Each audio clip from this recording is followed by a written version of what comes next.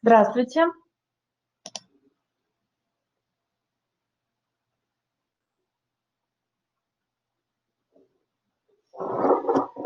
Ждем подключения. Здравствуй, Амаль. Проверка связи. Видно, слышно? Напишите, пожалуйста, в чат. Да, да. Угу, спасибо. Значит, всем видно, слышно. Начинаем тогда сегодняшний урок. Мы сегодня продолжаем изучение географии. У нас сегодня новая тема. Здравствуй, Рамазан. Тема сегодняшнего урока – изображение на плане неровностей земной поверхности. Начнем с домашнего задания. Здесь хочу подробнее остановиться. Здравствуй, Эльдар. Значит, первое. Прошу вас на WhatsApp не отправлять домашние задания. Если домашнее задание было выполнить в тетради, выполняйте в тетради. После того, когда мы выйдем с вами на офлайн обучение, я проверю каждое домашнее задание. Здравствуй, Марсель. Просьба не отправлять ни на WhatsApp, особенно после 12 ночи, как вы это любите, не отправлять ни на электронную почту. На WhatsApp, ребята, я не смогу прочесть и посмотреть то, что вы там пишете. Вы знаете, да, что фотография искажается, соответственно, не видно. Дальше. Выполняете работу в Я-классе. До этого 2 работы были вам даны без срока выполнения и без времени выполнения. То есть определенного времени у вас не было. Начиная с сегодняшнего урока у вас будет определенный срок сдачи и выполнения. Хорошо? Так что, пожалуйста, на WhatsApp не отправлять самое главное, на почту не отправлять. То, что дается вам записывать в тетради, пока записываем. Когда будет возможность собрать тетради и проверить, я все проверю. Работу выполняем в Я-классе. Значит, сегодняшнее домашнее задание. Вам нужно определить длину своего шага, либо пары шагов. А как мы это определяем? Вам нужно пройти 100-метровку, считая пары шагов. Например, 100-метровку прошли, да, и у вас получилось 150, например, да. Как раз таки разделив на 100 метров на количество пар шагов, вы узнаете длину пары шагов. Хорошо? И после этого, ребята, вам нужно записать в тетради и выполнить работу в Я-классе. Как раз таки были вопросы насчет 4-го задания, то, что его нет в учебнике. Ребята, это была опечатка, получается. 1-е, 2-е, 3-е задание вам нужно выполнить, 4-го задания нет. Я прошу прощения за то, что произошла опечатка. Хорошо? Напишите в чат, что вы поняли. Нурель пишет. Значит, работу в Я-классе выполняйте. Определенный срок времени вам дается и просьба не затягивать. Хорошо? Начинаем сегодняшний урок. Что мы сегодня узнаем? Целью урока является сформирование представления о способах изображения рельефа на топографических картах. Научиться определять абсолютную высоту и научиться вычислять относительную высоту. Это цели сегодняшнего урока. Давайте, прежде чем начать урок, мы с вами вспомним прошлый урок.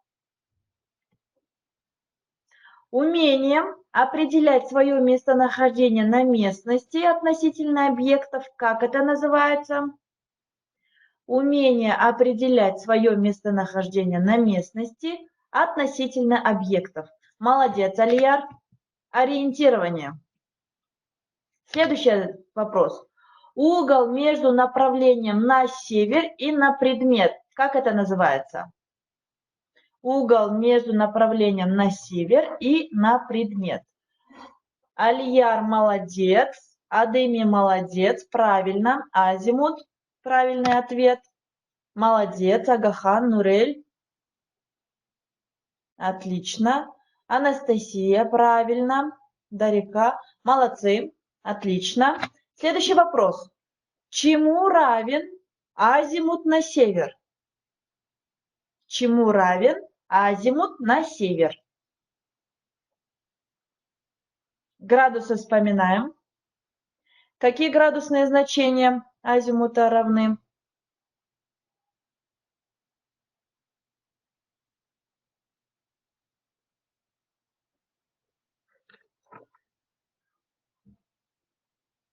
Есть ответы.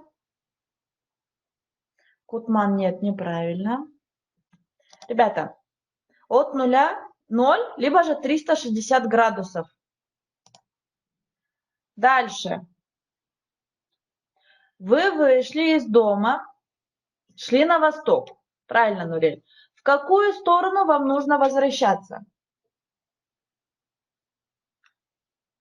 На запад. Правильно, ответ уже дан, да? Следующее. Как мы запишем в именованном масштабе 1 к 1000? Правильно, на запад. Следующий вопрос. Как мы запишем масштаб именованный, да?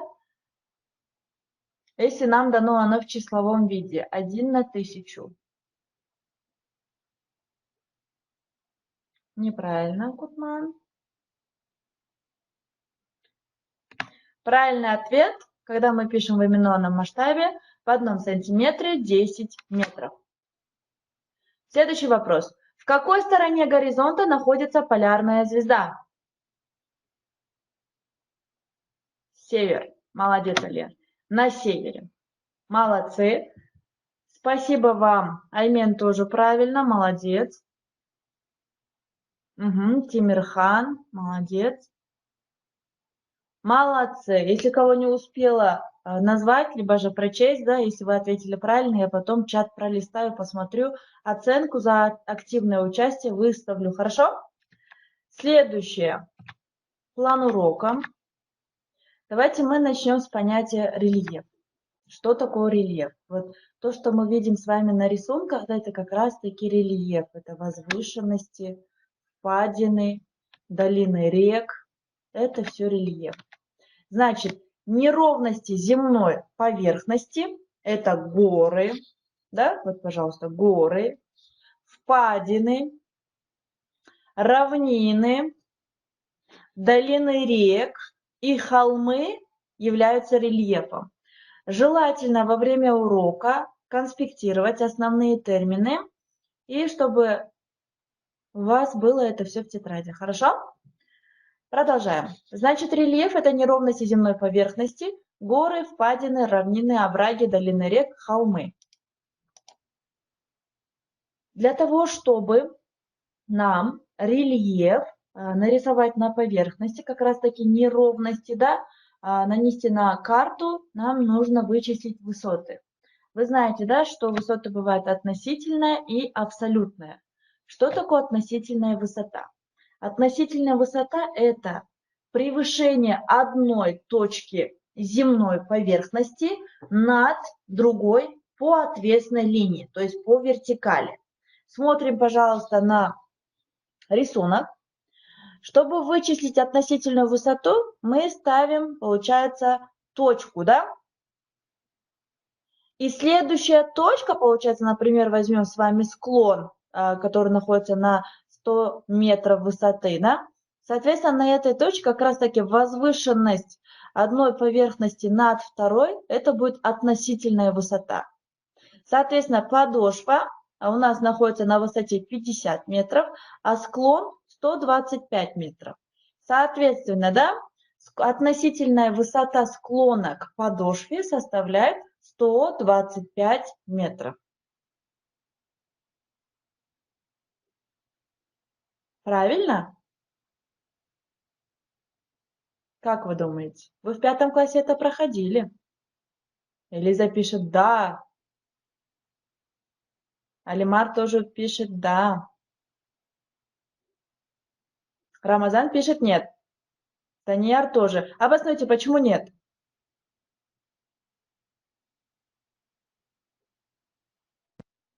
Почему нет?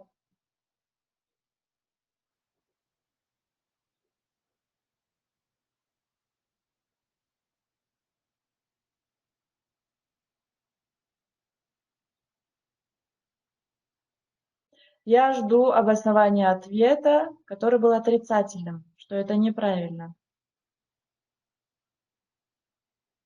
Вот Рамазан написал, что неправильно, но обоснование есть?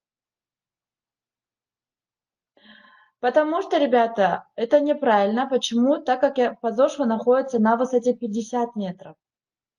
Соответственно, получается, превышение составляет 75 метров, так как слон находится на высоте 125 метров. Да, Амалия, записывай. Дальше продолжаем. Представьте себе, что вы решили построить дом на берегу реки. И вы знаете, что уровень реки в половодье, то есть это весной, да, поднимается на 3 метра. И будет ли ваш дом затоплен или нет? Посмотрите, пожалуйста, на картинку. Вот ваш дом, который вы решили построить, да? И вот река. И она поднимается на 3 метра. Вопрос, будет ли ваш дом затоплен или нет? Аймен пишет «будет». Рамазан пишет «нет». Давайте мы с вами разберемся, да? Будет ли дом затоплен или нет. Значит, что для этого нам нужно? Нам нужно знать, на какой высоте находится дом над уровнем реки. То есть его относительную высоту относительно уровня реки. А для этого что нам понадобится? Нам понадобится нивелир. То есть мы с вами благодаря отвесу вычислим, будет ли затоплен или нет. Мы говорили, да, о том, что весной половодье поднимается на 3 метра, да, то есть уровень реки поднимается на плюс еще 3 метра. Пожалуйста, отвес вот нам дает, высота, получается, длина 1 метр. Соответственно, первый отвес. Дальше вычисляем точку. Дальше второй отвес. И третий отвес. Соответственно, ребята, достигает высоты 3 метра. Вот. Значит, для того, чтобы нам можно было вычислить, да, высоту местности, небольшую, да, нужен нивелир. То есть это прибор, с помощью которого можно измерить небольшую высоту местности. Этот простой нивелир можно изготовить самостоятельно. Этот прибор представляет собой, вот смотрите, это современный нивелир, которыми пользуются строители, да. Соответственно, вот этот вот простой нивелир, который можно сделать своими руками. Это деревянный брусок длиной 1 метр. К концу бруска прикрепляется поперечная планка. В середину планки вот она вбивает гвоздь и привязывают к нему отвес. Тонкую, но крепкую нить с небольшим грузом. Соответственно, этот нивелир нам дает возможность вычислить относительную высоту одного предмета над другим. Соответственно, мы с вами узнаем, может ли быть дом затоплен или нет, да, благодаря простому обычному нивелиру. Следующее. Следующая абсолютная высота. Абсолютная высота, что это такое? Это превышение точки земной поверхности по отвесной линии над уровнем моря. Относительная высота, как раз таки относительная высота, да, каждая точка может иметь несколько высот. А абсолютная высота, каждая точка имеет только одну высоту абсолютную, то есть 0 метров, то есть она имеет дальше одну только высоту.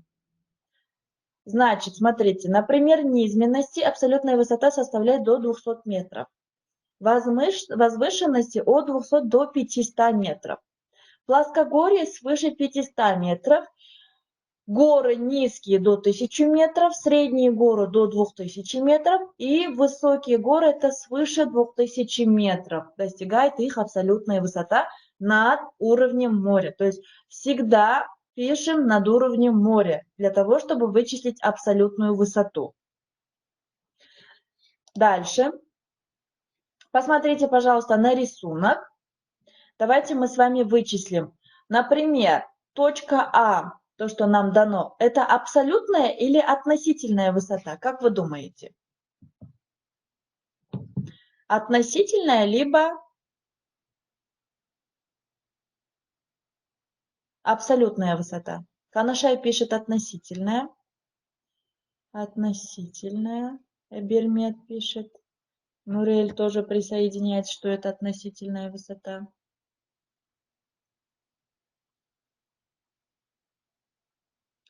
Нет, ребята, смотрите. Вот мы видим, да, с вами море. Соответственно, над уровнем моря начинается эта высота. И достигает она 100 метров. Соответственно, это абсолютная высота. Наиля присоединилась, да, решила не относительная. Это абсолютная высота. Точка над уровнем моря начинается, соответственно, это абсолютная высота. Дальше. Точка Б, где эта высота составляет 30 метров, это относительная высота. То есть относительно от подошвы до высоты. Видите, да? То есть здесь начинается не от уровня моря, а начинается относительно чему-то. Дальше. Точка Б, высота 70 метров. Здесь также, ребята, мы видим, да, что идет более возвышенность, да, соответственно, здесь начинается высота, и мы измеряем вершину холма. И здесь также идет относительная высота. Только в том случае, когда высота берется с уровня моря, мы говорим, что это абсолютная высота. А если, например, вы находитесь, да, скажем, у подножия горы и хотите вычислить относительную высоту вершины, соответственно, это будет, ребята, относительная высота, начиная от точки, где вы стоите, и до вершины. А чтобы вычислить вершину, абсолютную высоту, мы берем с вами нулевое значение над уровнем моря. И начиная от над уровнем моря, мы считаем с вами высоту. Понятно? Надеюсь, понятно. Следующее значение, вот смотрите, да, вот мы брали с вами точку над уровнем моря, и здесь В, да, точка идет ниже. Соответственно, это глубина. Глубина моря составляет 20 метров. Это глубина. Хорошо? Это ниже уровня воды. Например, Марианская впадина, вы знаете, составляет 11 километров. Да? Это как раз-таки глубина Марианской впадины. Здесь не глубоко, потому что это в виде разреза вам представлено, чтобы было удобно понимать. Дальше. Посмотрите на рисунок. Как вы думаете, какая форма рельефа изображена на рисунке?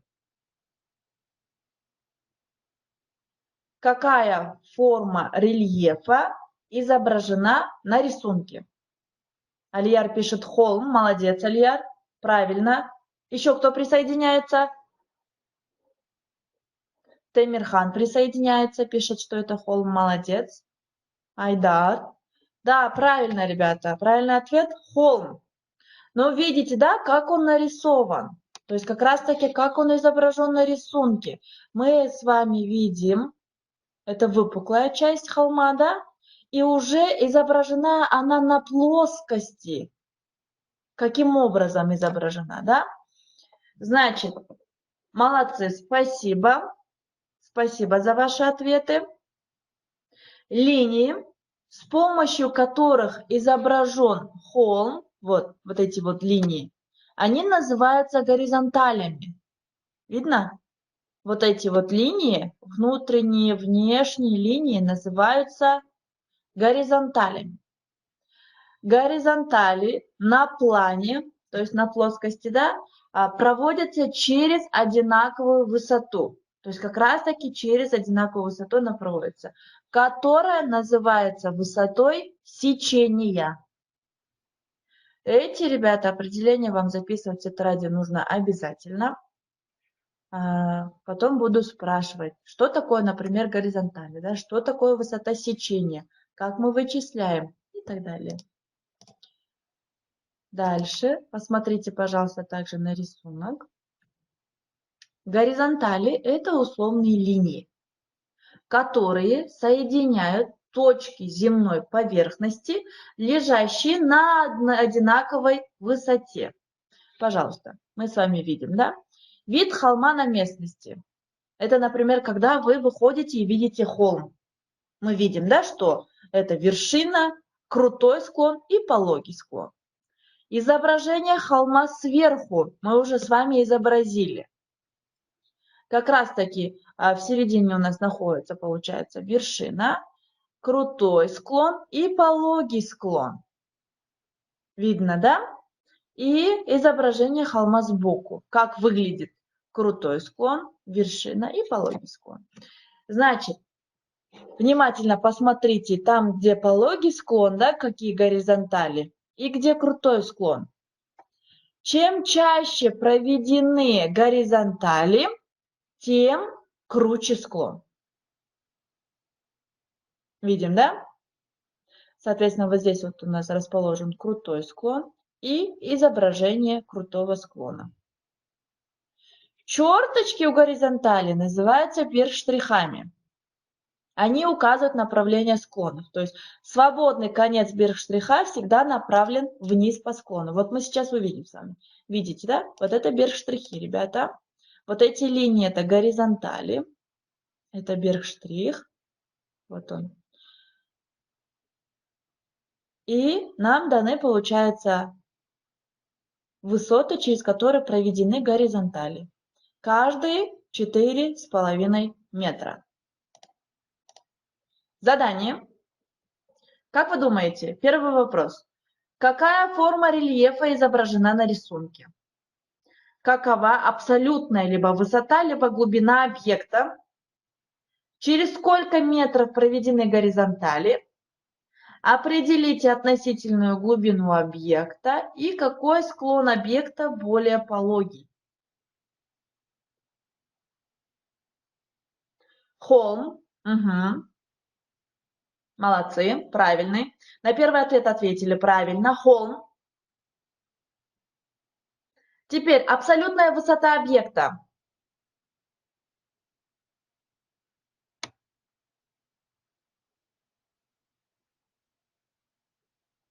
— 37 метров, правильно, Айдар. Молодец, Кутман, Суютай, Дарика. Правильно. Следующее. Третий вопрос. Через сколько метров проведены горизонтали?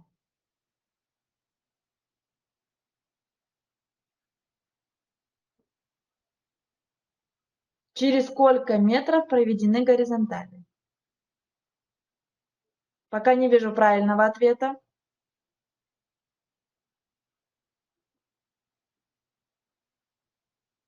10 метров. Видите, да? Нам дано значение 40 и 50. Суетай правильно. 10 метров, ребята. То есть через 10 метров проведены горизонтали. Определите относительную глубину объекта. Относительная глубина.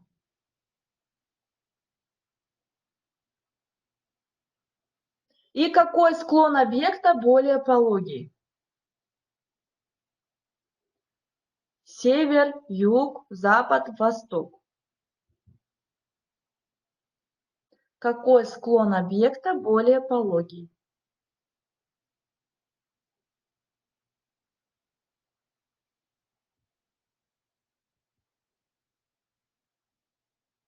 Юг, юг. Угу. Правильно, правильно. Молодец, Акинай, Нурсултан, Элиза, Сьютай. Молодцы, молодцы. Продолжаем. Скажите, пожалуйста, что такое рельеф? Правильно, это Эмирхан и так далее. Ответили правильно, юг. Что такое рельеф? Молодец, Агахан. Неровности, да? А какие неровности вы знаете? Неровности, правильно. Какие неровности?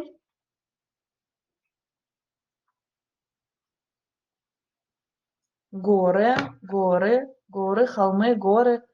Молодцы. Следующий вопрос. Что такое абсолютная высота? Записывать много, надеюсь, вы поняли, да, что абсолютная высота – это мы берем над уровнем моря. То есть, например, Кыргызстан находится на высоте от 700 метров и так далее, да? Дальше. Что такое относительная высота? Наивысшая точка на уровне моря. Относительная высота – это то, что мы с вами возвышенность над одним предметом, да? Скажите, пожалуйста, на какой абсолютной высоте вы проживаете? Ребята, еще есть время. До свидания, Арсен.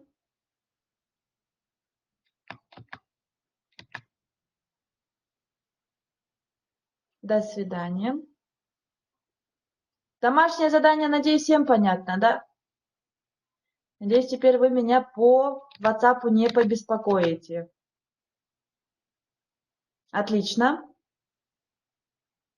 Пожалуйста, домашнее